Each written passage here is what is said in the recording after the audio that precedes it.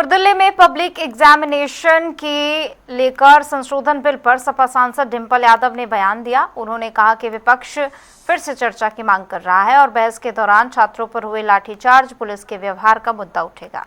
साथ ही उन्होंने आरोप लगाया कि 2024 के सुधारों के बावजूद पेपर लीक की घटनाएं लगातार हुई। विपक्ष तो शुरू से ही कह रहा था कि चर्चा होनी चाहिए। अच्छी बात है, चर्चा हो रही है क्योंकि सभी मुद्दे उठाए जाएंगे और मैं समझती हूँ जिस तरह 20 तारीख को बच्चों पे जो लाठीचार्ज हुआ है उसका भी मुद्दा, पुलिस की जो पूरी प्रक्रिया रही उसको भी उठाया जाएगा। तो 2024 में भी सुधार लेके आई थी सरकार, लेकिन लगातार पेपर लीक हो रहे हैं।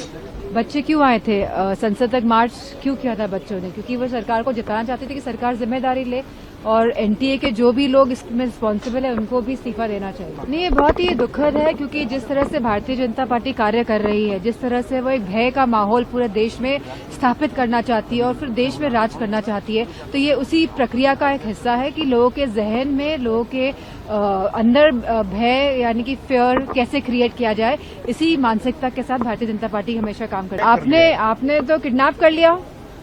जब सोनम वांगचुक बैठे हुए थे, अपना अनशन कर रहे थे, आपने जो लगभग 20 दिन से जो बैठा है अनशन में बिना कुछ खाए पिए, आप उसको कैसे उठा के ले गए थे जंतर मंतर से? उसको आप क्या कहेंगे? उसके बारे में तो आप लोग कोई बात नहीं करेंगे कि कैसे आप सफेद कपड़े लाए, ढक के उनको और वहां से किडनैप करके ले गए? तो इस बारे में भी तो जवाब दें। मैम, कंगना रनावत ने जिस टिप्पणी की है बच्चों को लेके, जंजीस को लेके, कहा है इट्स वेरी सैड कि such kind of statement is coming from a member of parliament who has worked in the industry, जो बहुत ही अच्छा काम करती है, लेकिन इस तरह का जो इनका संवेदनहीन स्टेटमेंट है उसकी हम कठोर निंदा करते हैं।